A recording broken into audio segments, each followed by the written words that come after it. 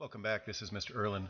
Today we're recording a demonstration or a model of exactly how to do this more complicated proof. This is further along in the triangle congruence unit, but it's still about proving triangles congruent. We're given certain information and we're trying to demonstrate that there's congruence. In this case, the information we're given doesn't directly feed into the proof. Instead, we have to interpret it. So we begin with our statements and reasons.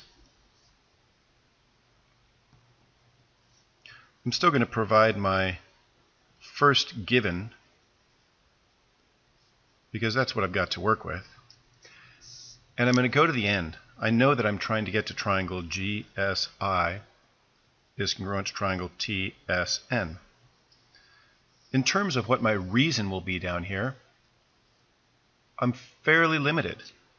The only possible choices here are among my triangle congruence proofs.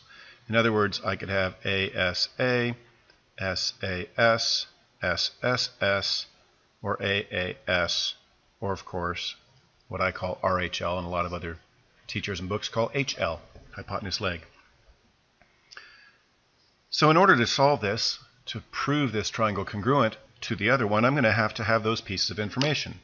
So I'm going to begin by drawing the triangle I'm looking for. In other words, highlighting within this image what it is I'm trying to prove is congruent.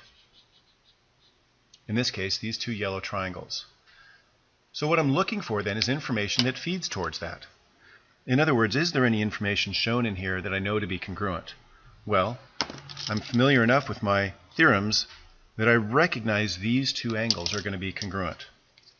In other words, angle ISG is going to be congruent to angle NST. And my reason for that is if vertical angles, then congruent, or the vertical angles theorem.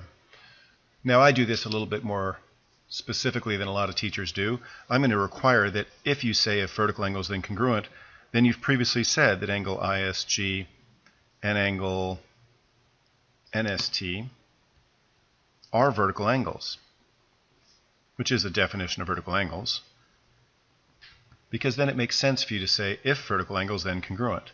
I've established they are vertical angles, therefore I'm justified in claiming that they're congruent. And that's one piece of information for us. It gives me an angle. Now I need two more pieces of information. So I'm going to look at this particular piece. They told us that these larger triangles are congruent.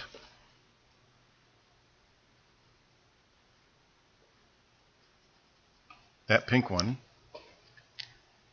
is congruent to this blue one.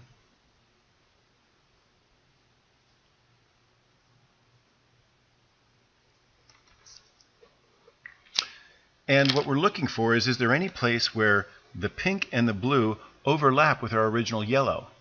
Well, as you can see, it's harder to see now, but my pink turned orange over here and green over here. That's the overlap. So we can see that these angles are actually unique, complete, representative angles of the big triangle and of the little triangle, of the big triangle and of the little triangle. Therefore, I can pull from this fact that angle G is congruent to angle T.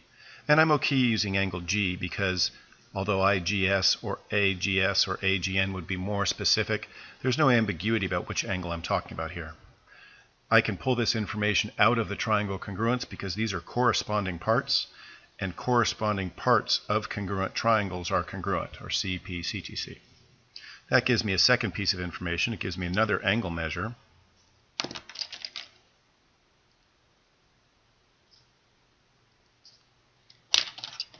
In other words, this gives me a second A. So I'm on track to use two A's to prove these triangles congruent. I don't know whether it's going to be ASA or AAS, but it's probably going to be one of those two. So now the question is, what else do I know? Well, they told us that triangle ISN is isosceles. And I haven't used that fact yet. And they specify with vertex S. In other words, if I turn this triangle upside down, they're saying that it's isosceles with a vertex up there. I can interpret that these are the two sides that will be congruent, those leading up to the vertex. Therefore, in my picture, I can come back and notate that because it's isosceles, I can say that these two sides are congruent. In other words, IS is congruent to NS. My reason for that is definition of isosceles.